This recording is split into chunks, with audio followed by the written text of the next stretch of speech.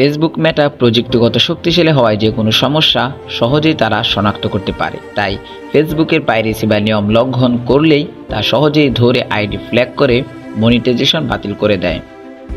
ফেসবুকে ফ্ল্যাগ করা মানে হলো কোনো ব্যবহারকারী যখন মনে করেন যে কোনো কন্টেন্ট ফেসবুকের নিয়ম বা কমিউনিটি স্ট্যান্ডার্ড লঙ্ঘন করছে, তখন তারা সেই কন্টেন্টটি ফেসবুকের কাছে রিপোর্ট করতে পারে। আর এই রিপোর্ট করাকেই ফ্ল্যাগ করা বলে। ফ্ল্যাগ করার কারণগুলো বিভিন্ন হতে পারে।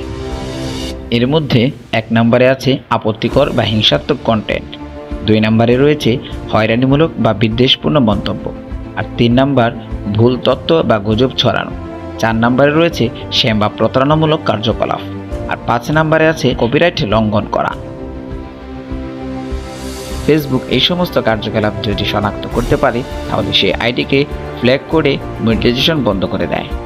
আপনি যদি মনে করেন আপনার কোনো ফেসবুক কন্টেন্টে ভুলভাবে ফ্ল্যাগ করা হয়েছে, তাহলে আপনি ফেসবুকের কাছে আপিল করতে পারেন। আপনার সাথে কি এমন কিছু হয়ে থাকলে আমাদের কমেন্টে জানিয়ে দিতে ভুলবেন না।